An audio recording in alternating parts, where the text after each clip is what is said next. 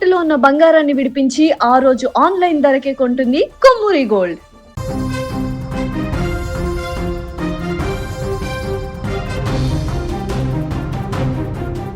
తుని చిన్నారి మిస్సింగ్ కేసులో ఊహించని బిగ్ ట్విస్ట్ చోటు చేసుకుంది. చిన్నారి ఆచూకీ కోసం ముమ్మరంగా గాలింపు చర్యలు చేస్తున్న తరుణంలో పాప మిస్సింగ్ అయిన చోట ఓ బొమ్మ దర్శనం ఇవ్వడం ఈ కేసులో సంచలనంగా మారింది. అయితే ఉదయం తోటలో పనులు చేసినప్పుడు కనిపించని బొమ్మ మధ్యాహ్నం ఎలా కనిపించింది? ఇంతకు ఆ బొమ్మ ఎవరు పెట్టారు?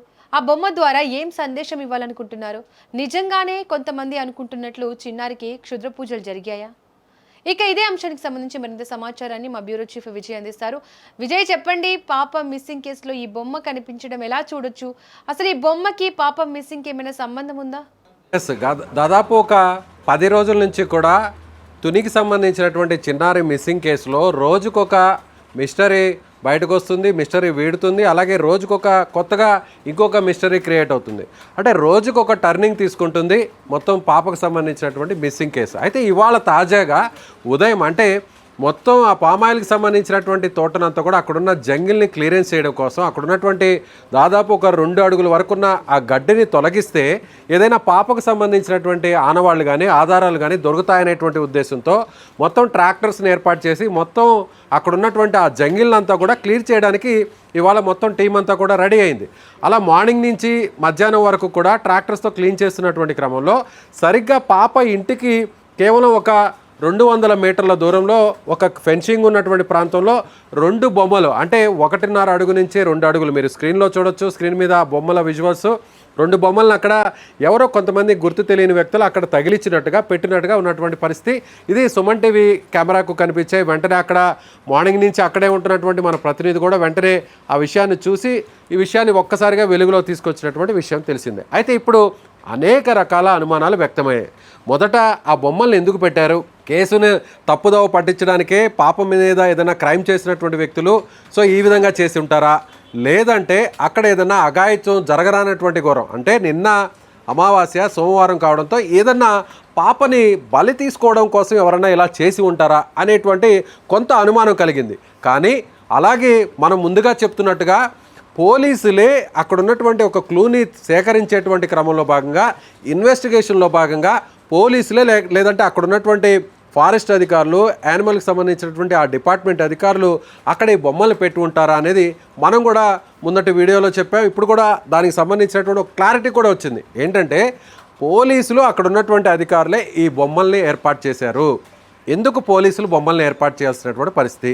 బొమ్మల్ని ఏర్పాటు చేస్తే పాప ఆచూకీ ఎలా దొరుకుతుంది అనే అనుమానం అందరూ కూడా వ్యక్తం కావచ్చు.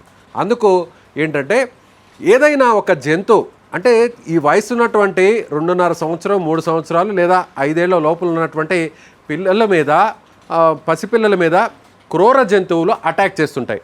అది జనసంచారంలో ఉన్నటువంటి ప్రాంతమైనా లేదంటే నిర్మానుష్యంగా ఉన్నటువంటి ప్రాంతమైనా కూడా చిరుత పులులు లేదంటే ఎలుగుబంటులు లేదంటే వేరే ఏదైనా క్రూర జంతువులు అటాక్ చేసినటువంటి క్రమంలో ఆ పిల్ల అంటే దురదృష్టవశాత్తు ఆ ఘటన కోణంలో జరిగి ఉంటుంది అనేటువంటి అనుమానంతో పోలీసులు అలా చేశారు.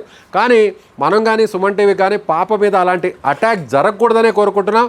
పాప సేఫ్గా దొరకాలనే కోరుకుంటున్నాం. పాప సేఫ్గా ఎవరైనా కిడ్నాప్ చేసి ఉంటే పాప మిస్ అయి ఉంటే పాప తిరిగి సేఫ్గా ఆ తల్లి వద్దకు తల్లిదండ్రుల దగ్గరకు చేరాలనే మనం కోరుకుందాం. కానీ పోలీసులు చేస్తున్నటువంటి విచారణ యాంగిల్ని ఆ ఇన్వెస్టిగేషన్ యాంగిల్ని ఒకసారి పరిశీలిస్తే ఏదైనా ఒక జంతువు పిల్లల మీద అటాక్ చేసినప్పుడు ఆ జంతువు పిల్లల మీద అటాక్ చేసిన తర్వాత రక్తానికి అది ఒక రకంగా మరుగుతుంది. అంటే రక్తానికి అది ఒక రకంగా అలవాటు పడుతుంది. మనిషి రక్తానికి అలవాటు పడినటువంటి ఏ క్రూర జంతువు అయినా కూడా మళ్ళీ జంతువుల్ని ఆహారం కోసం జంతువుల మీద అటాక్ చేయదు.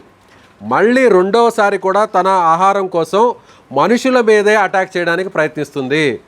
మళ్ళీ మనిషికి సంబంధించినటువంటి ఆ రక్తపు వాసన కానీ లేదంటే ఆ మాంసపు ముద్దల కోసమే తిరిగి వేటాడుతుంది.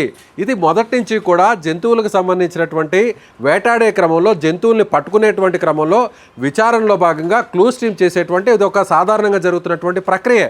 అందులో భాగంగానే ఇది కూడా ఒక యాంగిల్గా భావించి సో అక్కడ ఉన్నటువంటి డిపార్ట్మెంట్ సంబంధించిన ఆఫీసర్స్ ఫారెస్ట్ డిపార్ట్మెంట్ అలాగే జంతు సంరక్షణకు సంబంధించినటువంటి అధికారులు అలాగే పోలీసులు వీళ్ళందరూ కూడా ఒక టీమ్గా ఏర్పడి ఇప్పుడు మీరు స్క్రీన్ మీద చూస్తున్నటువంటి ఆ బొమ్మల్ని అక్కడ ఏర్పాటు చేయడం జరిగింది.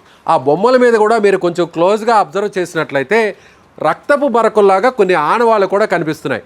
అలాగే ఆ బొమ్మలకు చుట్టుపక్కల దూరంలో కూడా మాంసపు ముక్కలను కూడా ఏర్పాటు చేసినట్టుగా తెలుస్తుంది.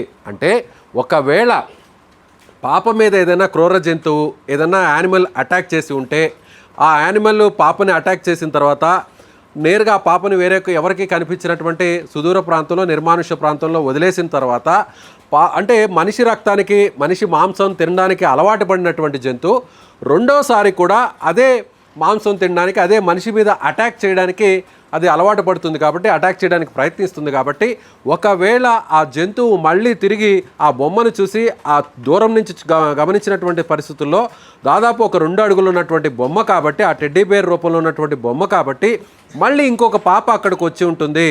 సో ఇంకొక పాప మీద కూడా అటాక్ చేసి ఆహారంగా తీసుకోవచ్చు అనేటువంటి కోణంలో భ్రమపడి ఏదైనా దాడి చేసినటువంటి జంతువు అక్కడ సంచరిస్తుంటే తిరిగి మళ్ళీ అక్కడికి వస్తుంది అనేటువంటి కోణంలో భాగంగానే పోలీసులు అక్కడ ఉన్నటువంటి అధికారులే ఈ బొమ్మలను ఏర్పాటు చేస్తున్నట్టుగా కొద్దిసేపటి కిందటే సుమన్ టీవీకి క్లారిటీ వచ్చింది. అక్కడ ఉన్నటువంటి మన ప్రతినిధులు కూడా చెప్పారు. అంటే పోలీసులు ఏ చిన్న అవకాశాన్ని కూడా వదిలిపెట్టే పరిస్థితి లేదు. ఎందుకంటే ఇవాళ 11వ రోజు, రోజు రోజుకి ఆశలు సన్నగిలుతున్నాయి. మొదటి రోజు నుంచి వారం రోజుల వరకు ఒక ఎత్తు, అంటే కుక్క చనిపోయిన తర్వాత ఎలా అయినా సరే కుక్క ఆ పాపని గుర్తిస్తుంది, పాప ఉన్నటువంటి ఆ ప్లేస్ని ఏ విధంగా, లేదంటే పాప మీద ఎవరైనా అటాక్ చేస్తుంటే వాళ్ళని కూడా గుర్తించడానికి ఎవిడెన్స్ సేకరించడానికి కుక్క మనకి ప్రధానమైనటువంటి ఒక ఆధారంగా మారుతుందని పోలీసులు అధికారులు ఆ వీడియోని చూస్తున్న వారు పాప ఇన్సిడెంట్ని ఫాలో చేస్తున్న ప్రతి ఒక్కరు కూడా లక్షల మంది ఇదే కోరుకున్నారు. కానీ అనూహ్యంగా కుక్క చనిపోవడం జరిగింది. ఇప్పుడు ఉన్న ఏకైక ఆధారం కూడా పోవడంతో ఇప్పుడు పోలీసులు అక్కడ ఉన్నటువంటి అధికారులందరూ కూడా ఎలా అయినా సరే పూర్తి స్థాయిలో జల్లెడ పట్టి ఎలా అయినా సరే పాప ఆచూకీని కనిపెట్టాలనేటువంటి కోణంలోనే ఉన్న ప్రతి అవకాశాన్ని కూడా 0.1% ఉన్నటువంటి ఛాన్స్ను కూడా వదిలిపెట్టకుండా అక్కడ పాప ఆచూకీని కనిపెట్టే ప్రయత్నం అయితే చేస్తున్నారని చెప్పవచ్చు. Deepika. Right Vijay, thank you.